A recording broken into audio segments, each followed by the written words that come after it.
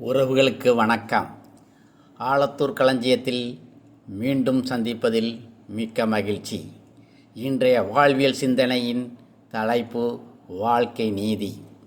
வானவில்லின் வாழ்க்கை வண்ணத்தின் வரவாள், வண்ணத்தின் வாழ்க்கை பூக்களின் வரவாள், பூக்களின் வாழ்க்கை கனியின் வரவாள், கனியின் வாழ்க்கை சுவைப்பவர் வரவாள், சுவையின் வாழ்க்கை இன்பத்தின் வரவாள், இன்பத்தின் வாழ்க்கை சிரிப்பவர் வரவாள், சிரிப்பவரின் வாழ்க்கை சிரிக்க வைப்பவரின் வரவாள், சிரிக்க வைப்பவரின் வாழ்க்கை சிந்தனையாளரின் வரவாள், சிந்தனையின் வாழ்க்கை அறிவாளியின் வரவாள், அறிவாளியின் வாழ்க்கை சாதனையின் வரவாள், சாதனையின் வாழ்க்கை சாதிப்பவரின் வரவாள், சாதிப்பவரின் வாழ்க்கை சரித்திரத்தின் வரவாள், சரித்திரத்தின் வாழ்க்கை வெற்றியின் வரவாள், வெற்றியின் வாழ்க்கை தோல்வியின் வரவாள், தோல்வியின் வாழ்க்கை தோற்பவர் வரவாள், தோற்பவரின் வாழ்க்கை தன்னம்பிக்கையின் வரவாள், தன்னம்பிக்கையின் வாழ்க்கை எண்ணத்தின் வரவாள், எண்ணத்தின் வாழ்க்கை சிந்தனையின் வரவாள், சிந்தனையின் வாழ்க்கை செயலின் வரவாள், செயலின் வாழ்க்கை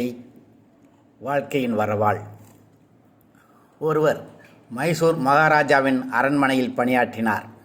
அவருடைய முக்கிய வேலை ராஜாவுடன் காட்டுக்கு வேட்டையாடச் செல்வது. வேட்டையாடுவதில் அவர் கில்லாடி. கொடிய காட்டு மிருகங்களை கொஞ்சம் கூட பயமில்லாமல் அவர் சர்வசாதாரணமாக வேட்டையாடுவார் என்று சொல்வார்கள்.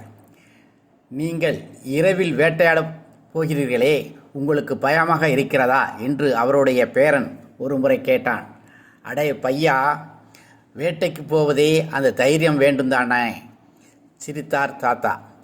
ஆமாம், வேட்டைக்கு போவதென்பது அவருக்கு ஒரு ஜாலியான பொழுதுபோக்காத்தான் இருக்கிறது. காடு என்பது பயங்கரமான பிரதேசம். எந்த புதரிலிருந்து எந்த காட்டு மிருகம் பாயுமோ எதுவுமே தெரியாது. காட்டுக்குள் வேட்டையாடப் போவது திகிலான விஷயம். என்றாலும் ஏன் வேட்டையாடப் போகிறார்கள்?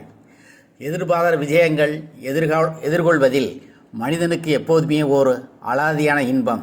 மகாராஜா தன் ஆட்களை அனுப்பி ஒரு புலியையோ சிங்கத்தையோ பிடித்து வந்து மரத்தில் கட்டி வைக்க சொல்லி அதை அன்பு செய்து கொள்ள முடியும். ஆனால் அது என்ன பெரிய சந்தோஷமா திருளோ இருக்காது. எதிர்பாராத நேரத்தில் எதிர்பாராத திசையில் இருந்து வரும் தாக்குதலை எதிர்கொண்டு வெற்றி பெறுவதுதானே முழுமையான சந்தோஷம் திருப்தியும் கிடைக்கும். அப்படி பார்த்தால் நம் வாழ்க்கை ஒரு மாய வேட்டை தானே. எதிர்பாராத நபரிடமிருந்து எதிர்பாராத நேரங்கள் சோதனைகள் நெருக்கடிகள் வரும், தாக்குதல்கள் வரும். அதை எதிர்கொள்வதுதான் சந்தோஷம் இருக்கிறது. ஐயோ, என் ஆருயிர் நண்பன் இப்படி என்னை ஏமாற்றுவான் என்று கனவிலும் நினைக்கவில்லையே.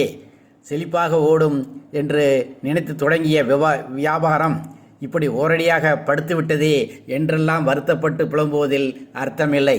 வேட்டைக்கு போகும் யாரும் இந்த புலி நான் ஏமாந்த நேரம் பார்த்து என் மீது பாய்ந்து விட்டது, இது நீதி இல்லை என்று புலம்புவதுண்டா? வாழ்க்கையின் ஒரு வேட்டையாக நினைத்து கொள்ளுங்கள். போராட்ட உத்வேகம் புதிய உற்சாகமும் கிடைக்கும். வாழ்க்கையில் வரும் இன்ப துன்ப அனைத்தையும் சமமாக நினைத்து வாழுங்கள். நேர்மையான வாழுங்கள், நேர்மறை எண்ணங்கள் வாழுங்கள், உண்மையாக வாழுங்கள், தைரியத்தோடு வாழுங்கள், தன்னம்பிக்கையோடு வாழுங்கள். எம்பணி தன்னம்பிக்கை விதைப்பது, முளைத்தால் மரம், இல்லையே அடுத்த விதைக்கு உரம். வாழ்க வளமுடன், நல்லதே நடக்கும். நன்றி.